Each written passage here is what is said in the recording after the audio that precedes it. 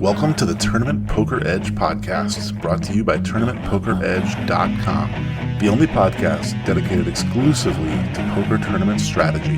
Now here's your host, Clayton Fletcher.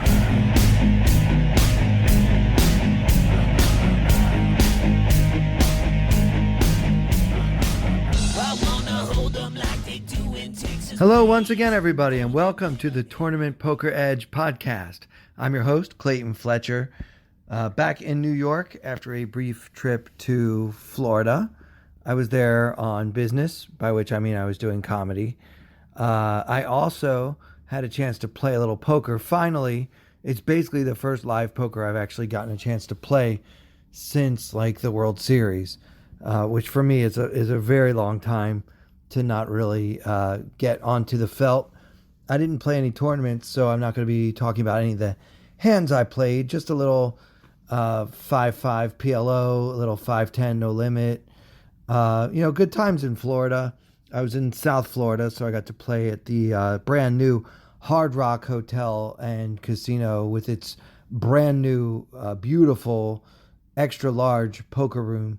I really like what they've done down there. They have put, from what I understand, $1.5 billion into the Seminole Hard Rock in Hollywood, Florida. It shows. The place is exquisite. It's very spacious. I mean, if anything, it feels too big. There's like 4 acres of swimming pool. It's just a lot. But yeah, great place to go visit. Great place to play poker. I think you guys should check it out if you've never been. The action is always good. They do something called a rock in the cash games. I'm not going to talk about this for long because I know it's a tournament podcast. But the rock is interesting. It basically means there's a straddle on every hand.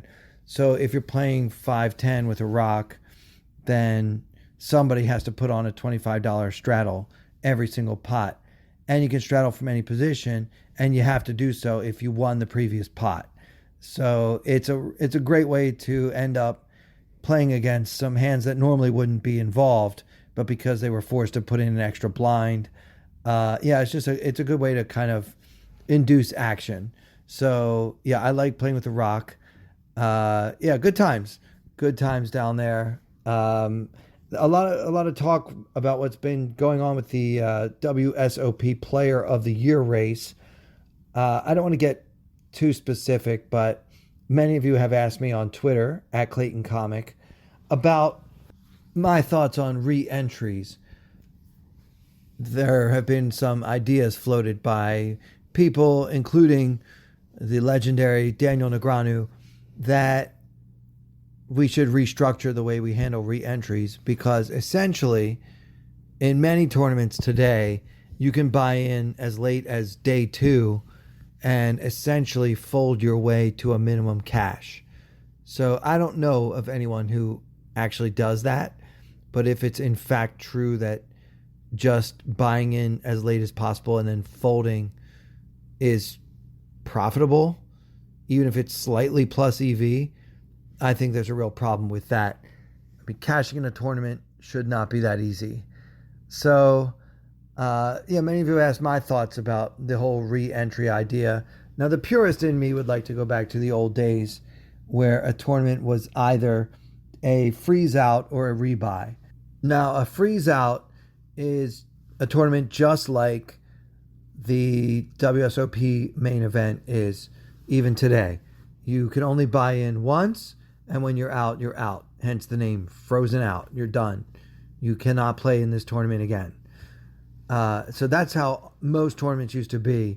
And when I started nearly 20 years ago, the other type of tournament that was readily available in most casinos was a rebuy tournament. Now, that is very distinctly different from a re-entry tournament. The way things work in a rebuy tournament is, suppose you're playing a $550 rebuy tournament.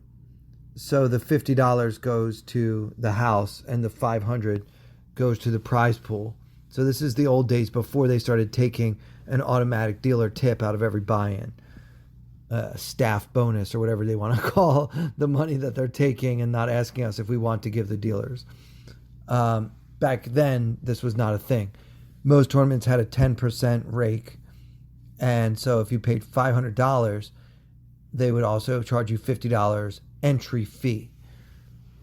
If during the rebuy period, which would maybe be the first 2 or sometimes 4 hours of the tournament, if you lost all your chips or were even lower than the starting stack or even at the starting stack, you could buy another stack equivalent to the size of the starting stack. So back then, a typical starting stack would be 5,000 chips. So you could rebuy right away, give another 500, and get another 5,000 chips for that 500. On an unlimited basis, during the full rebuy period, the first 2 or 4 hours, whatever it was for that particular casino. And if you did that, you did not have to get up, go back to the cage. You stayed in your same seat and you bought more chips. So the players who were at your table knew if you were the type of person that took the rebuy period seriously or if you like to gamble it up and just try to build a huge stack during that rebuy period.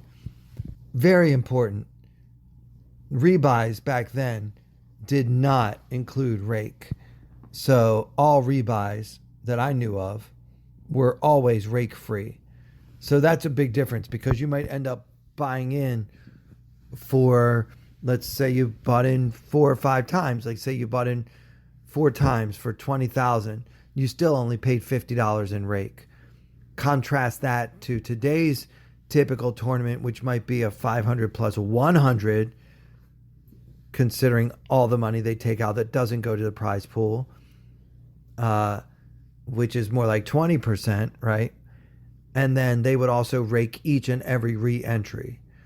So I'm not a fan of re-entries just because I remember a simpler time when tournament poker was much more profitable, and for so many reasons. I mean, obviously the biggest reason was nobody really knew what they were doing and how to play, but also casinos were much less greedy and tournaments were viewed as a loss leader, just a way to get poker players into the door. You know, maybe you have a shot at winning this $50,000 first place prize, but once you bust out, we hope that you'll stay and pay rake in our cash games. So that's how things used to be, guys. I know this will be a surprise for most of you, especially younger players that don't remember those days. The re-entry concept is relatively new as far as the evolution of poker, and it's not a concept that I like. Especially because casinos have gotten greedy.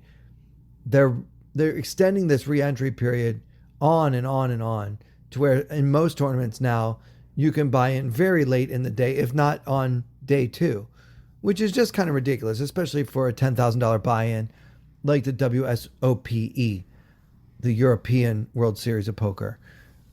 It's kind of unfair the way it's done now.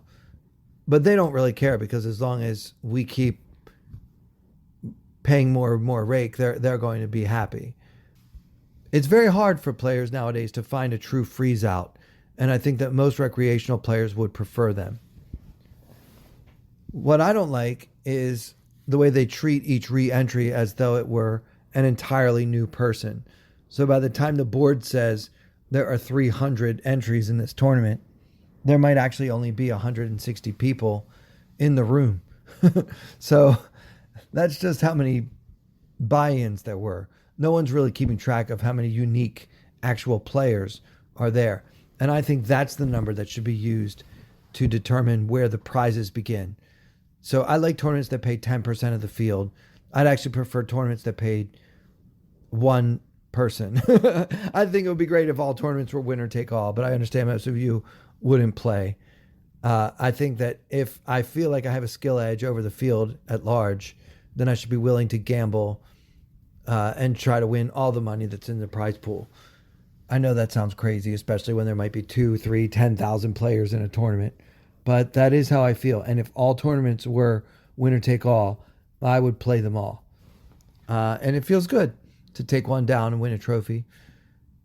So yeah, if you have 75 unique players in the tournament, but there are 324 quote unquote entries because that's how many times these players bought in, including their re-entries. I think we should still pay, let's make a more reasonable 10% of the field. So in this case, I would only pay 8 places in a 75 player field. So I know most of you don't agree with that. Most players seem to be in favor of paying more of the players and having a flatter payout structure. So I know that I might sound radical to many of you listening, saying this guy would actually want only one person to make money on tournaments and everybody else just lose their entire buy-in. And yeah, that's how I feel. I mean, that's how the single table sit and goes work during the World Series of Poker. And I love playing in those because I can take it all. Now, you only have to beat 9 players as opposed to 300 or 500 or 10,000 or whatever. But still, the concept remains the same. And what you will see very often in those events is when it gets down to 2 or sometimes even 3 players at one of these sit and goes, a deal will be struck. You guys want to do a chip equity chop? Do you guys want to, save some for the winner and play for the rest? Whatever, there's a lot of creativity that can go on. And I feel like having a winner take all structure would still allow for players who, once they got close to winning that prize, if they didn't feel like gambling, like they'll never forgive themselves if they finish second out of 875 in a winner take all tournament, they can always make a deal. And I feel like that would make poker more interesting. I think especially for viewers, you got to remember, guys, I come from an entertainment background, and I think the viewers at home would love to see us play for all the marbles. I know that's probably never going to happen, but it's just philosophically where I'm at. But coming back down to earth and thinking about the real world possibilities, I believe that tournaments should pay based on how many unique entries there are, not based on how many re-entries there are. And I think it's criminal the way the casinos have basically distorted the idea of rebuys and add-ons, which never used to be raked.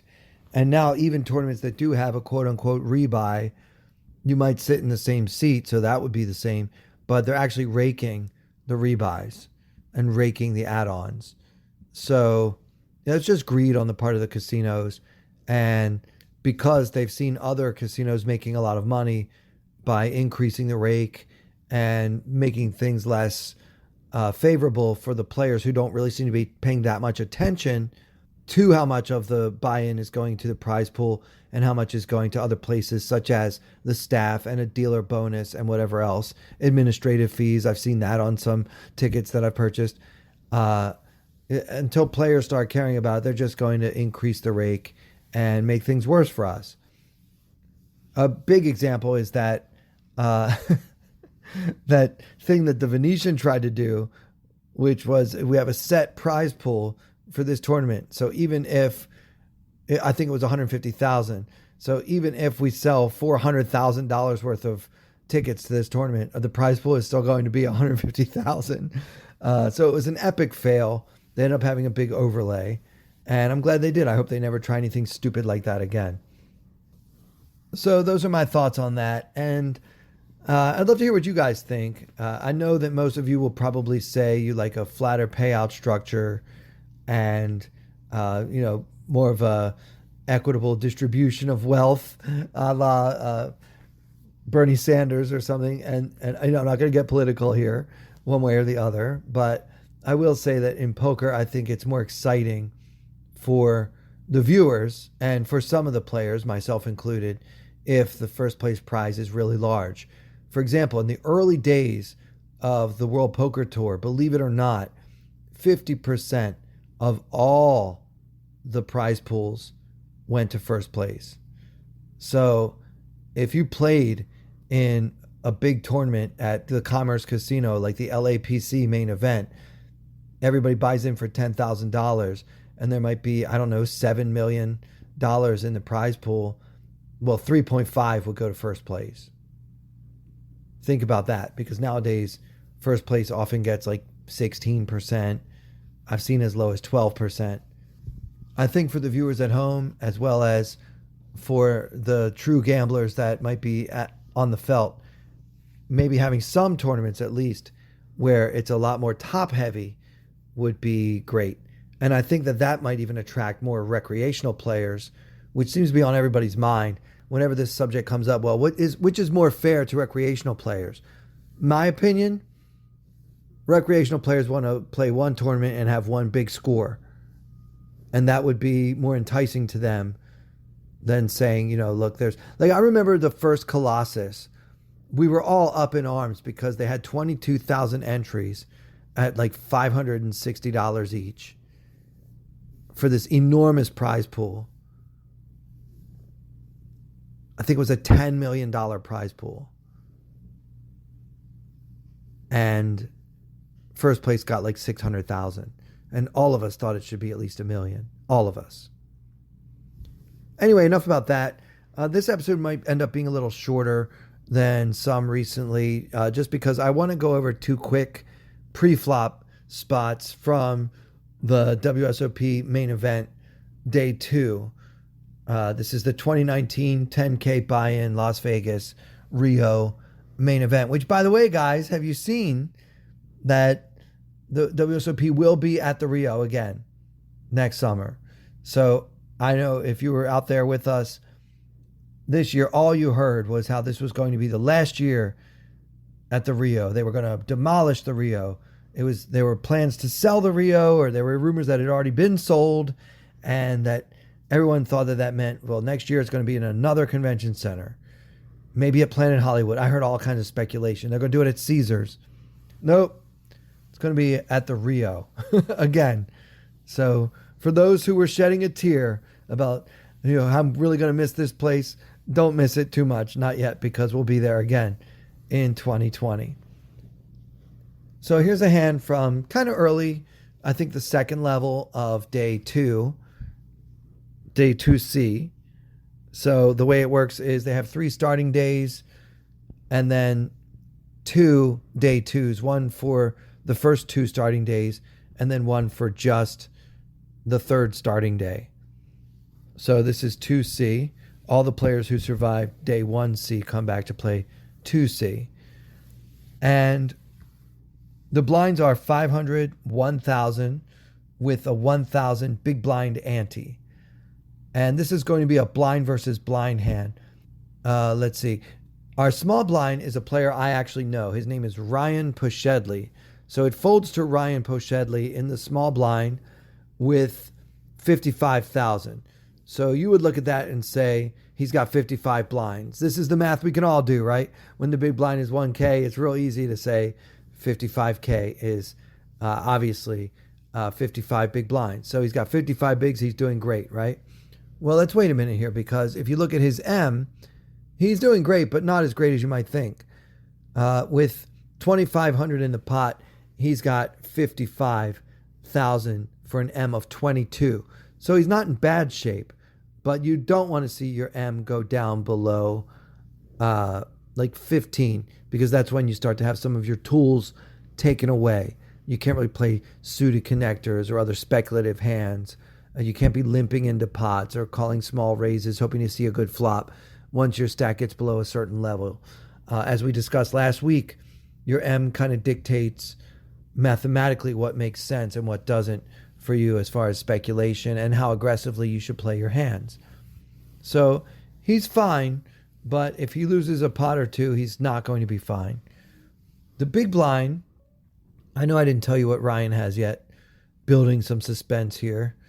The big blind is a player named Clive Forte, who I was unable to find any information about him other than what I saw in the hands that he played on Poker Go. Clive is a typical reg.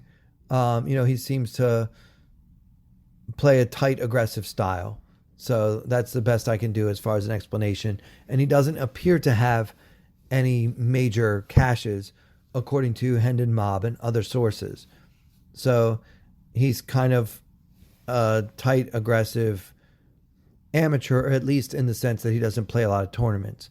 Obviously, there aren't that many websites that keep track of live cash game pros. So Ryan holding ace of spades, 10 of spades. So ace 10 suited, folded to Ryan Poshedley in the small blind.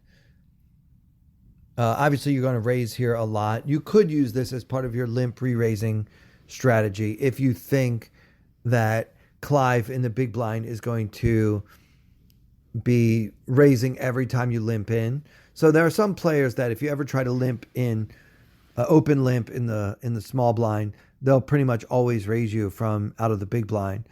And so against those players, you need to counter that strategy by sometimes limping with strong hands with the intention of re-raising.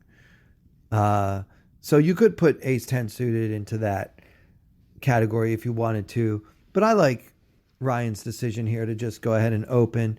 And he makes it 3,500, so 3.5 times the big blind, which I think is also a good sizing. You don't want to give the player who has position and also has us covered, by the way, an easy decision to just call with any two cards because he's in position and getting very good pot odds. You don't want to make it a trivial decision for him.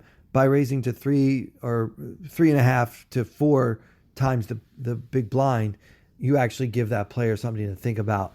And so he can't just always call and then play his position post-flop profitably because it costs too much pre-flop for him to do that.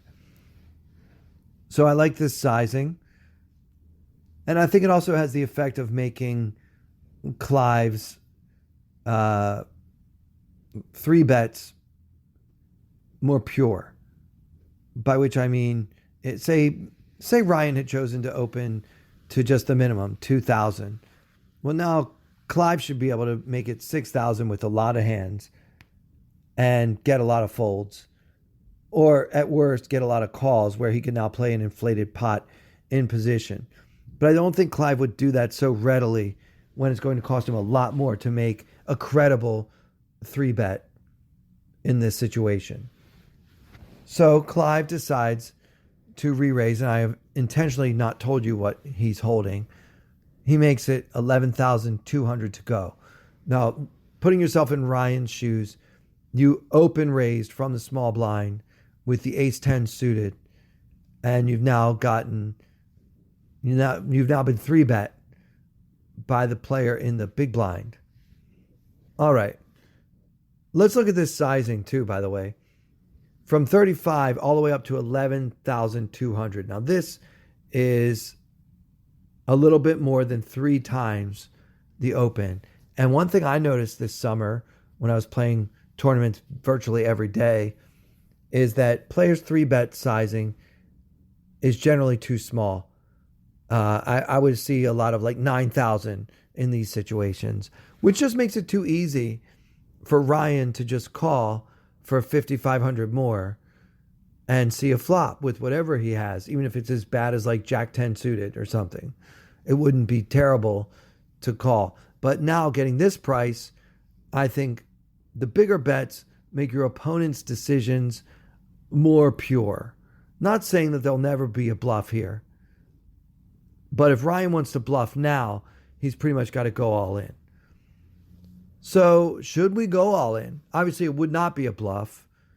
We're not turning ace 10 of spades into a bluff.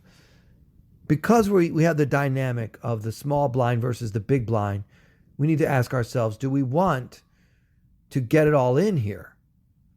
Obviously, any further raising on the part of Poshedley would commit him so clearly to the pot. Even if he just made it like 20,000, he's only got 55,000 total.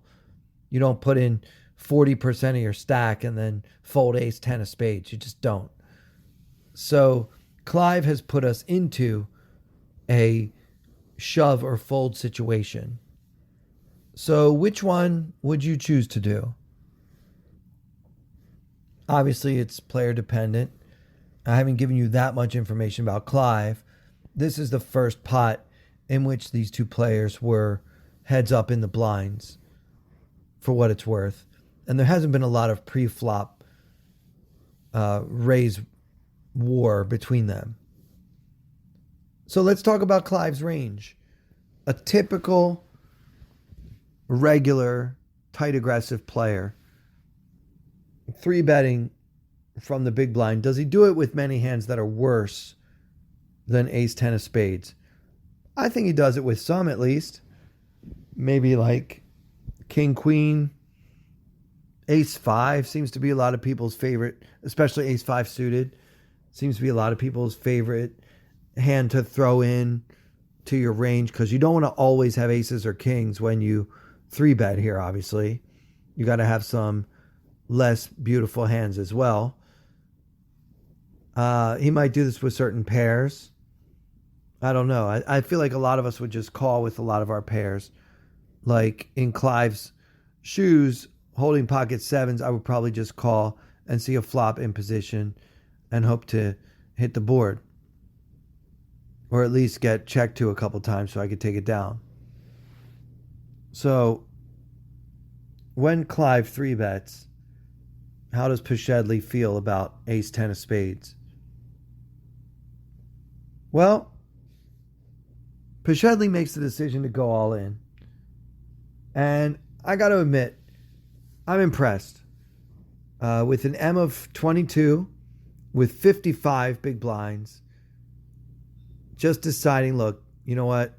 It's blind versus blind. If you have ace 10 beat right now and you're willing to call and get it all in with me, it's just not my main event. How many of us buy in for 10,000 and do something so tightrope walky? I know that's not a word. Don't at me. I'm impressed because I feel like Ryan Pashedley, by the way, I know him. He's an established pro player. He plays a lot of like 1Ks at Parks, which is a smaller casino in the Philadelphia area. So he's an East Coast guy. You'll see him sometimes at Borgata and places like that, but mostly he kind of sticks around the Philadelphia area. Yeah, he's a decent player. And I feel like, knowing what I know about him, this wasn't just a frustration like, you know what, I don't know what else to do, so I'm just going to shove and hope for the best. I feel like it was more, he had a sense about the strength of his opponent's hand. And he felt like, obviously calling is not profitable because it's just putting in too much of my stack, out of position. Like, you guys understand that I'm in a shove or fold scenario here. You really can't afford to call like 8,000 more when you only have 55K to start. So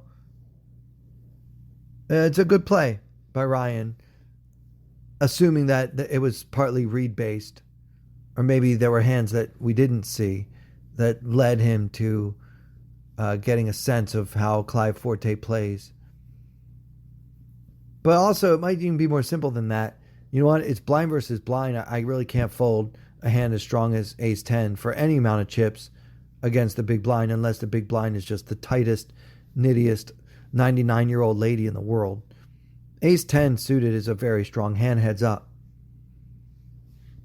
So Pashedley does make the shove, and Forte folds the ace of diamonds, 9 of hearts. Now, I'm not sure that I would put this hand into my 3-betting range pre-flop. You can't really get called by worse. And there are some hands that might shove that I'd rather just take a flop in position against. Which, of course, when they shove, I can't call, so I'll never get to see that flop, no matter what. I'm talking about hands like pocket eights, maybe king, queen. Right? I mean, if Pashedley's shoving ace 10, isn't he also shoving king, queen? Or is ace 10 the literal bottom of his range here? So I think Forte could make his life easier just by calling, play your position, let the guy bluff you when you flop a pair, and you usually win the pot. So in this case, I would advocate for more passive play with a hand like ace 9, which is a good but not great hand for the situation. You don't want to go out on a limb and re-raise and then have to fold a hand that probably has equity. I mean, as we know, it had very little equity because Pashedley had him pipped as the cards actually happened to lie that day. So Forte folds the ace 9 offsuit, and Pashedley takes down a nice pot with no flop. Okay, and the other hand that I wanted to get into today comes from the same blind level, 500 1K with the 1K big blind ante. We're on a different table this time. This table features the likes of Nick Schulman. Who else was on this table? Another famous pro. And two players that I've heard of, but I'm not sure that everyone out there has heard of. So let's get into it. It's a full 9-handed table. Again, day 2C of the WSOP main event in Vegas. Folds to Matthias Hagenau in the cutoff. I don't want to tell you what hand he has yet, but I will say he's got 56,000 in chips. Kind of very similar stack to what we saw Pashedley playing in the previous hand. So he's in fine shape, even though he's actually down from the starting stack. Because the main event, the structure is so slow, you still have an M of 22, even when you're down a little bit from your starting stack in the middle of day 2. So that cannot be emphasized enough. You should not be in a huge rush to make things happen in the main event. It's a slow structure. On the button, there's a player that we're going to be for this hand. You are Martin Vega from Argentina. Pretty well-known professional South American poker player with, a lot of pretty decent cashes under your belt. Like, Martin's around. Younger guy in his 20s, but he's around. He's on the scene. And he makes it, let's see. He's got 4 diamonds and a tray of diamonds and 30,000 in chips. So before we talk about how Martin plays this hand, let's talk about this 30K stack. Now, shorthand, we have 30 big blinds, but let's get into it.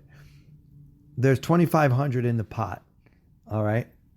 So if I had 25,000, my M would be 10. So 5,000 more than 25,000, my M should be 12. Now, he's in kind of the middle zone. Like, it's not like he needs to necessarily make something happen, but when you get to 10, 11, 12 in your stack size for your M, you want to think about trying to get that stack up to a more comfortable level, like a 15, 16, because you're starting to get to where it becomes questionable. Like, if you want to open pocket 5s for middle position, it's just not sure. You can't be sure you want to do that. And so usually you want to fold that hand with an M of 10 or 11 or 12 because you just can't afford to be speculating, and you can't call a 3-bet because you don't want to get committed with pocket 5s. So you want to be able to play those hands. So sometimes when you see a spot, you should make an aggressive act that you think might help you get back to that healthy range. In this case, having something like 50,000, I think, would be a healthy stack for this blind level. 50 big blinds. M of 20. So one good way to do that is by taking some of your hands that you would normally fold and just 3-bet them in position with the intention of hopefully winning the pot right now, but also making good c-betting decisions, because that's how you build a stack in tournaments. It's when you build a pot in position and then take it down with or without a hand on the flop. That's just how tournaments go. That's a big part of playing tournaments. If you're not doing this, if you're never 3-betting without the nuts or close to it, you're just not getting after it enough. And even in a slow structured tournament like the main event, you have to try to do something to keep up with the increasing blinds and antes, even if they're not increasing all that quickly. So Vega makes it 6,500. So Hagenau had opened to 2,200. I don't know if I said 25 before, but looking at my notes here, he had actually opened to 2,200 from the cutoff. So in this spot, Vega's 2 cards don't really matter that much. This play is designed to win the 2,200 that Matthias just put in, plus the 2,500 that was already in there, for a total of 4,700, including the blinds and antes. Adding 4,700 to a 30K stack is better than 15% improvement on that stack. You guys can check my math if you want to. That's not insignificant. Anytime you can pick a spot where you might be able to just take it down right now and increase your stack by 15 or more percent, and also not truly risk your own stack in the process, you should probably consider doing it. Obviously, it depends a lot on what kind of opponent you have in the blinds, what the frequencies are of the player who originally opened.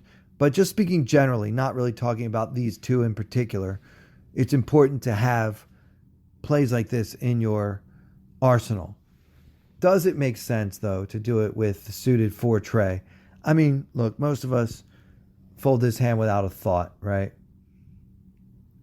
But you do want to have board coverage, meaning that your opponents can't assume you missed a flop that's all low cards. Now, if I'm the pre-flop 3-better, every once in a while, I want to have a 4 in my hand when it comes Jack 4-4.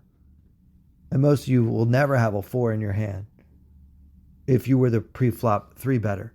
So think about that. A keen and calculating opponent will be able to know for a fact that you don't have a 4. For that reason alone, it's worth it to occasionally mix in a hand like this. I'm still not going to advocate this play, though. I think it's close. It's not bad. I'd rather him have a blocker, some kind of blocker. I don't mind if he wants to try this play with like a King 7 suited, or of course all of us are doing it with like an Ace 5 suited. Nowadays everybody loves Ace 5, as I mentioned, and there's a reason for that. If you get it all in pre-flop with Ace 5 suited against any hand other than pocket aces, you're never worse than 30% to win the pot. So that's why in the last few years, a lot of players have fallen in love, maybe some a little too much, with the Ace 5 suited. The only hand you truly fear when you have that hand is one that you block, pocket aces. So because he doesn't have those blockers or any cards that he would want his opponent to have, that's enough reason for me to say, you know what, in this particular tournament, the main event, maybe in a turbo, this play is better. But I think Martin should stay patient and wait for a better spot. Like, yeah, he does want to have a pretty wide 3-betting range versus Matthias, because Matthias is a Dutch pro who's pretty loose aggressive and probably would open a lot of cutoffs, which is probably why Vega assumed it doesn't really much matter what his 2 cards are. And also 4-3 suited isn't hopeless. But with all of that in mind, I would still probably throw this one away. But Martin does 3-bet to 6,500. So you see now he's already put in 20% of his stack. And folds back to Hagenal, who shoves. And then, of course, Vega, he's not going to call all in with 4 high. So that hand is over. Now, I know a lot of the hands we discussed on the podcast are a little bit more, how to play complicated turns, what you should do. Should you float the flop and bet the turn, and, how to play rivers. I think pre-flop is where a lot of the damage actually gets done in tournaments, good and bad. And so looking at spots like these and really critically analyzing your own game and how you play in spots like this pre-flop, and whether you would consider either plays like the one Martin makes in this hand or that Clive made in the first hand. Would you ever even consider doing things like this? And if so, why? And if not, why not? Just helps you become a better, more complete player. And we used to talk about no limit tournament players, some of them being better pre-flop and some of them better post-flop. Obviously, in today's game, to win at any stakes above $100, you actually need to be good at both. So that'll do it for this episode, guys. I really appreciate your listening. I appreciate all the emails, poker@claytonfletcher.com. Of course, those of you who tweet, that's the easiest way to reach us. You can tweet me at Clayton Comic. If you're not yet a subscriber to Tournament Poker Edge, you really need to become one as soon as possible. For as little as $25 a month with a 1-year subscription, you can have access to some of the greatest minds in poker, talking in graphic detail about hands and also theories, and watching these videos and learning from these amazing players who are also amazing teachers, coaches. I'm talking about Colin Moshman, Andrew Brokus, Alex Fitzgerald, and on down the line. This is a great way to really improve your game and give yourself a chance of making the final table in a big tournament one day and knowing what to do once you get there. So for more on that, visit tournamentpokeredge.com. So for everyone here at TPE, I'm Clayton Fletcher. Thank you so much for listening.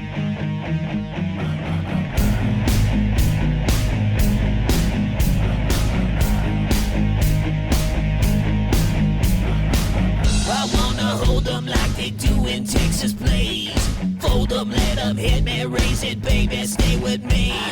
Lock in intuition, play the cards with babes to start. And after she's been hooked, I'll play the one that's on her heart.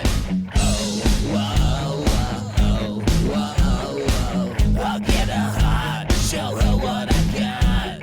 Oh, whoa, whoa, whoa, whoa. I'll get her heart, show her what I got. Can't read mine, no she can't read a mile. Poker face, she's got to love nobody. Can't read mine, no she can't read a mile. Poker face, she's got to love nobody. Poker face, poker face. Poker face, poker face. I wanna roll with her, a hard pair we will be. While little gambling is fun when you're with me. I love it. Russian roulette is not the same without a gun. And baby, when it's love, it's not rough, it isn't fun. Oh, whoa, whoa, whoa, whoa. I'll get her heart, show her what I got. Oh, whoa, whoa, whoa, whoa. I'll get her heart, show her what I got. Can't read mine, no she can't read a mile. Poker face, she's got to love nobody. Can't read mine, no she can't read a mile. Poker face, she's got to love nobody. Poker face, poker face. Poker face, poker face.